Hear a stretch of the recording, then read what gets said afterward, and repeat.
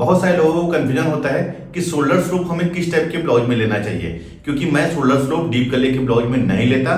तो इस वीडियो में मैं आप लोगों को शोल्डर स्लोप के बारे में ही कंप्लीटली बताऊंगा कि हमें किस टाइप के ब्लाउज में शोल्डर स्लोप लेना चाहिए, और साथ ही साथ आर्म होल की कटिंग हमें किस प्रकार से करना चाहिए वो बताऊंगा, जिससे कि सामने के साइड और पीछे के साइड में कोई भी झोल चुन्नट ना आए, अस्तीन लगाने के बाद अस्तीन में कोई खिंचाव भी ना रहे।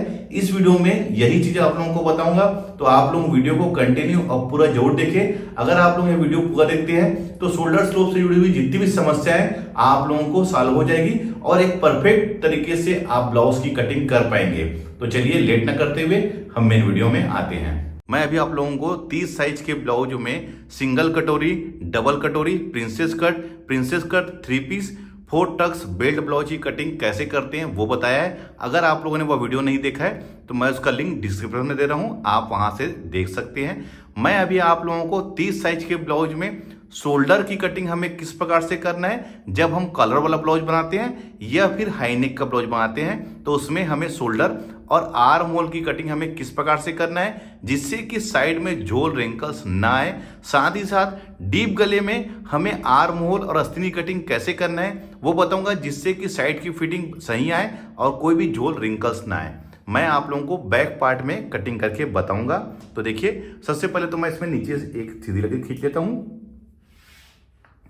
क्योंकि ब्लाउज की लंबाई हमारी 13 इंच थी, तो 13 इंच में मैं 1 इंच प्लस कर लूंगा, वो हमारा सिलाई मार्जिन रहेगा। देखिए, लंबाई आप 13 इंच या 14 इंच या 15 इंच में आते हैं तो फिर भी ये फार्मूला सेम रहेगा, ध्यान रखिए, लंबाई इसमें कोई मैटर नहीं करता। तो मैं इसमें 13 इंच के अकॉर्डिंग बता रहा हूं, तो उसमें 1 इंच प्लस करके ये 14 इंच हो जाएगा हमारा, और 14 इंच में मैं इस साइड भी यहां पर मार्क कर लेता हूं। तो इसको मैं यहां पर सीधा खींच लूंगा। देखिए, मैं अभी आप लोगों को कॉलर वाले में शोल्डर की कटिंग कैसे करना है और बोट नेक ब्लाउज बना रहे हैं 30 साइज में, तो हमको शोल्डर की कटिंग कैसे करना है, साथ ही साथ आर्म होल की भी कटिंग कैसे करना है वो बताऊंगा। तो देखिए, मैंने जब भी आप किसी भी क्लाइंट का अगर कॉलर वाला ब्लाउज या बोट नेक ब्लाउज बनाते हैं तो आपके पास में कॉलर वाला ब्लाउज या फिर बोट नेक ब्लाउज का नाप होना चाहिए। अगर आपका इसमें डीप गले के ब्लाउज का नाप है तो आप क्लाइंट से उसका बॉडी मेजरमेंट ले लीजिए, किसका, शोल्डर का। तो मैंने 30 साइज में जिस क्लाइंट का बॉडी मेजरमेंट लिया था उसका शोल्डर था 12 इंच, क्योंकि 30 इंच में 12 से 13 इंच ही शोल्डर रहेगा, तो मैं भी 12 इंच के अकॉर्डिंग आप लोगों को बता रहा हूं। शोल्डर आपका जो भी हो, लेकिन फार्मूला आपका यही रहेगा। सबसे पहले मैं कॉलर वाले ब्लाउज के अकॉर्डिंग बता रहा हूं। तो मैंने क्लाइंट के बॉडी मेजरमेंट में उसका शोल्डर मेजरमेंट किया था 12 इंच। कॉलर वाला ब्लाउज बनेंगे तो उसमें मैं 1 इंच प्लस कर लूंगा, तो 12 इंच में 1 इंच प्लस करने के बाद हो जाएगा 13 इंच। तो 12 इंच में 1 इंच प्लस करने के बाद ये हो जाएगा 13 इंच, और 13 इंच का हाफ होगा हमारा 6.5 इंच। तो 6.5 इंच में आप मार्क कर लीजिए। ये मैं कॉलर वाले ब्लाउज के अकॉर्डिंग बता रहा हूं दोस्तों, ध्यान रखेंगे। अब यहां पर से हम सीधा इसको खींच लेंगे। अब इसके नेक में आते हैं। तो हाई नेक यानी कि गला बिल्कुल भी डीप नहीं है या कॉलर वाला ब्लाउज बना रहे हैं, तो उस कंडीशन में हमें इसका जो गले का जो डिफरेंस है वो लेना है 3 इंच में, ध्यान रखिए, ये 3 इंच में। और इस साइड हमको शोल्डर स्लोप लेना है ½ इंच का। कई लोगों का कहना ये होता है कि सर आप शोल्डर स्लोप लेते नहीं है, तो मैं आप लोगों को बताना चाहूंगा, कभी भी हमको शोल्डर स्लोप सिर्फ और सिर्फ हाई नेक या फिर कॉलर वाला ब्लाउज बनता है तभी हमको शोल्डर स्लोप लेना है, अन्यथा डीप गले के ब्लाउज में हमको शोल्डर स्लोप नहीं लेना है, ध्यान रखिए। तो ये मैंने ½ इंच में शोल्डर स्लोप ले लिया है। अब उसके बाद हम आते हैं इसके आर्म होल में। तो मैं इसका आर्म होल कटिंग करूंगा 6.5 इंच में। यहां पर से हम सीधा खींच लेंगे इसको 6.5 इंच में, ये इस प्रकार से। अब आते हैं इसके सीना, क्योंकि 30 इंच हमारा सीना है, तो 30 इंच का 1/4 होगा 7.5 इंच। 1.5 इंच मैं इसमें सिलाई मार्जिन ऐड कर रहा हूं। वैसी कमर 26 इंच, 1 इंच डॉट के लिए, और 1.5 इंच जैसे हमने ऊपर में मार्जिन लिया है। दोस्तों, ये मार्जिन जो है ये ढीला करने के काम आता है। क्या होता है, ब्लाउज जो है फ्यूचर में मान लो अगर टाइट हो गया तो ढीला करने के लिए हमारे पास में जगह होना चाहिए, ये उसके काम आता है। अब हमको समझना है इसका आर्म होल की कटिंग कैसे करना है।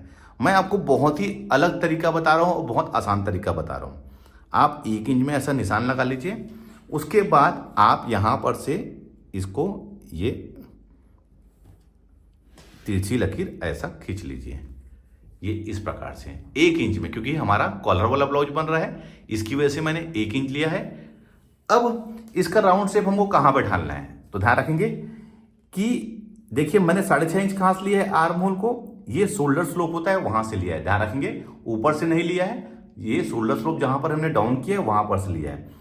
अब यहां पर से आप इसको मेजरमेंट करिए, ये 6.5 इंच यहां पर आ रहा है, तो 6.5 इंच का हाफ कितना होगा दोस्तों हमारा 3.25 इंच, ये 3.25 इंच में आप निशान लगा लीजिए। इसी को हम फ्रंट क्रॉस बोलते हैं, ध्यान रखिए दोस्तों, इसी को हम फ्रंट क्रॉस बोलते हैं।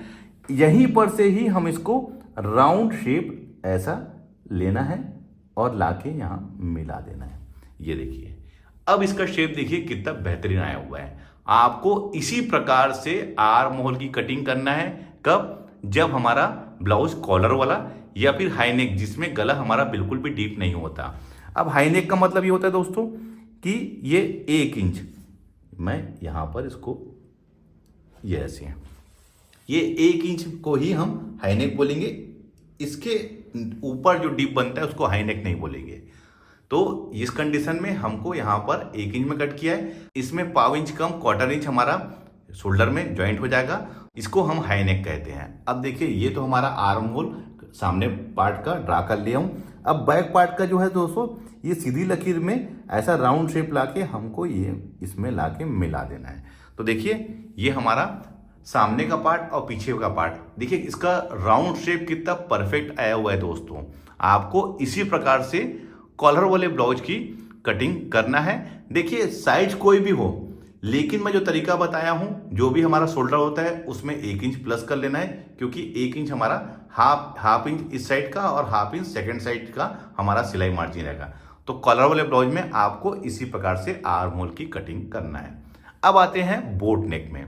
तो देखिए दोस्तों बोट नेक में जैसे मैंने इसका शोल्डर मेजरमेंट किया था 12 इंच, तो कॉलर वाले मैंने 1 इंच प्लस किया हूं, लेकिन बोट नेक के ब्लाउज में हमको वो 1 इंच प्लस नहीं करना है। जितना हमने क्लाइंट का बॉडी मेजरमेंट में शोल्डर लिया है, जैसे मैंने 12 इंच लिया है, तो हमको 12 इंच में ही इसको कटिंग करना है, ध्यान रखेंगे 12 इंच में, ये ऐसा 12 इंच का हाफ कितना होगा 6 इंच, तो हमको 6 इंच में कट करना है। आपने क्लाइंट का कितना भी शोल्डर लिया है उसी को हमको same as it is cutting कर लेना है। अब कॉलर वाले और बोट नेक के ब्लाउज में शोल्डर कहाँ ध्यान रखना है, तो हमको बोट नेक के ब्लाउज में शोल्डर स्लोप नहीं लेना है, ध्यान रखेंगे हमको बोट नेक के ब्लाउज में शोल्डर स्लोप नहीं लेना है। और गले का जो फैलाव होता है दोस्तों वो 30 इंच साइज में मैं इसको 8 इंच रखता हूं, तो 8 इंच का हाफ कितना हो जाएगा हमारा 4 इंच। तो देखिए इतने छोटे जगह में अगर हम शोल्डर स्लोप लेंगे दोस्तों, तो यहां पर शोल्डर की फिटिंग, हमारी गले की फिटिंग सही नहीं आएगी, यहां पर से कपड़ा उड़ जाएगा, कोना बनेगा, जिससे कि शोल्डर की सही फिटिंग नहीं आएगी, कंधा गिरेगा हमारा। तो हमको शोल्डर स्लोप बोट नेक के ब्लाउज में नहीं लेना है। उसके बाद आर्म होल जैसे मैंने कटिंग किया है, आप यहां पर से 6.5 इंच में नाप लीजिए और सेम यही प्रोसेसिंग से हमको आर्म होल की कटिंग कर लेना है। तो ये तो हमारा बोट नेक और कॉलर वाले ब्लाउज में मैंने समझा दिया है। अगर आपको फिर भी समझ में नहीं आएगा तो आप इस वीडियो को रिवाइंड करके देख सकते हैं या फिर मुझे कमेंट्स में पूछ सकते हैं, मैं आपके कमेंट्स का जवाब जरूर दूंगा। अब मैं इसको कट कर लेता हूं।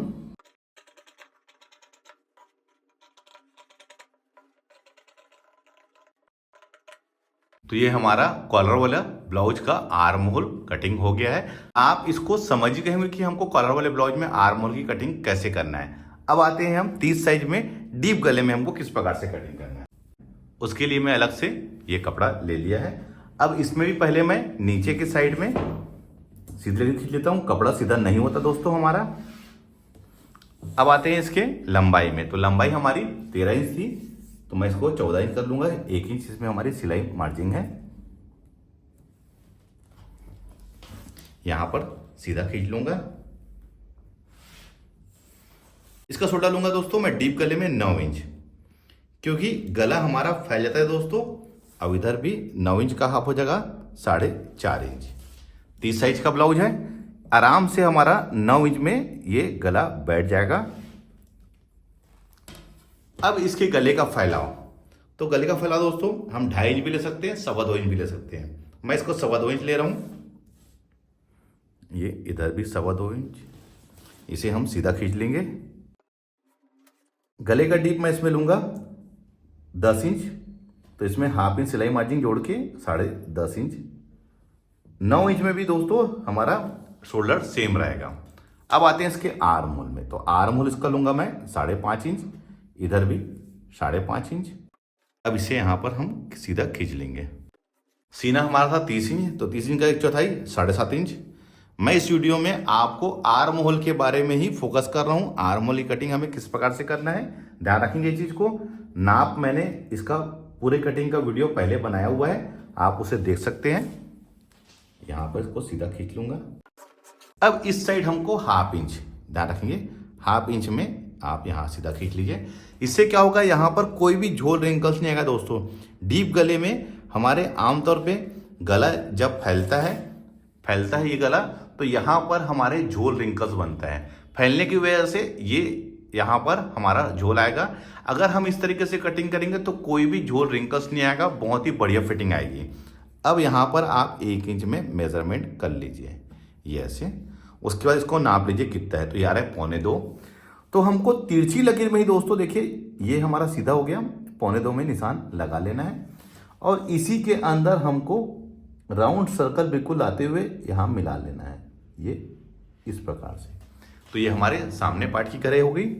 अब बैक पार्ट के लिए सीधी लकीर से हमको मिलाते हुए जहां हमने 7.5 इंच में निशान लगाया है दोस्तों, हमको वहीं पर लाके इसको ऐड कर लेना है। ये हमारा परफेक्ट तरीके से एक आर्म होल का शेप आ गया है। तो चलिए मैं इसको कट कर लेता हूं।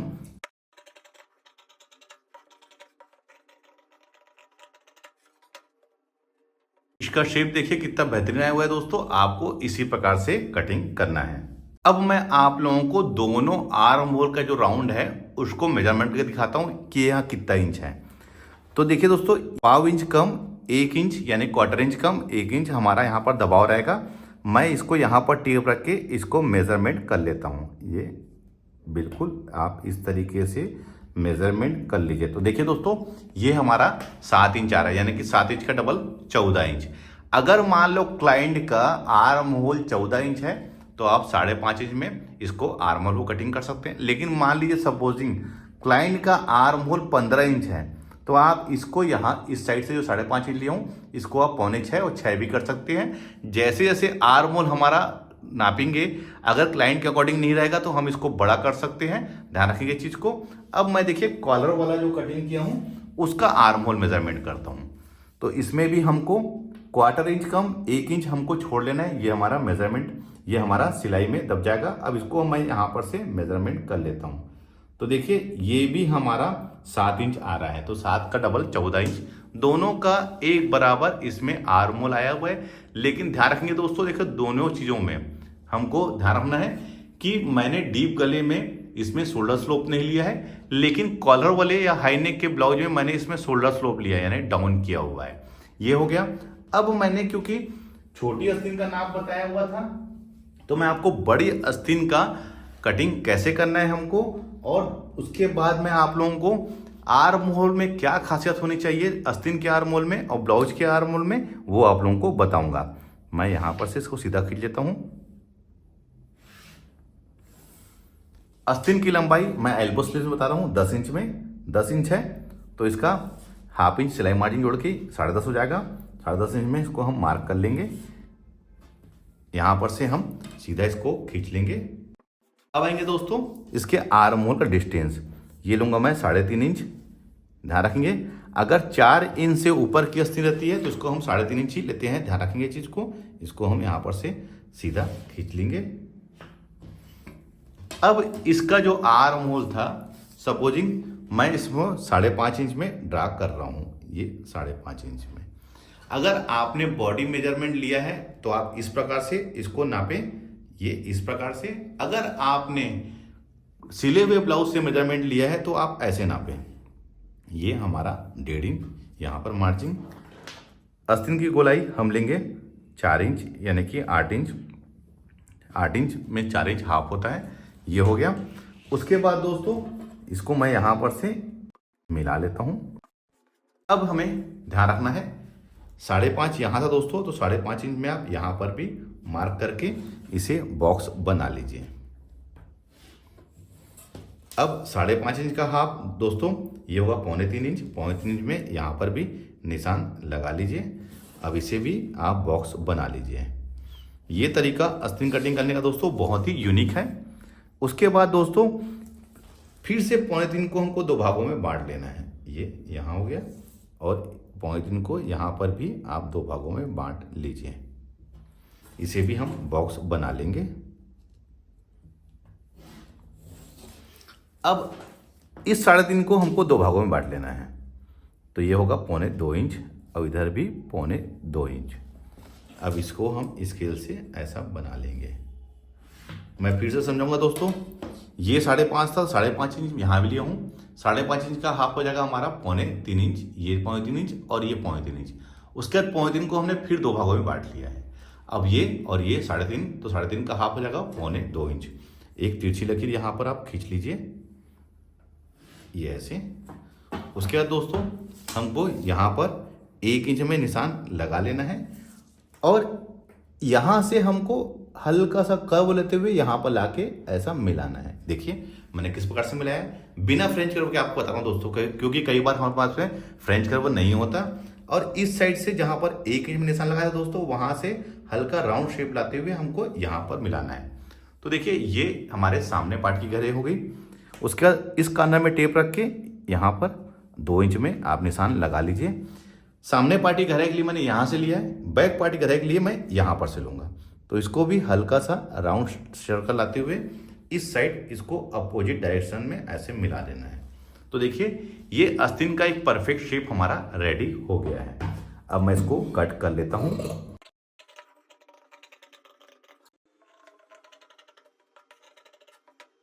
तो देखिए दोस्तों इसका शेप कितना बेहतरीन हुआ है। ध्यान रखना है अपने को कि इस पार्ट में सेंटर में नोक नहीं बनना चाहिए।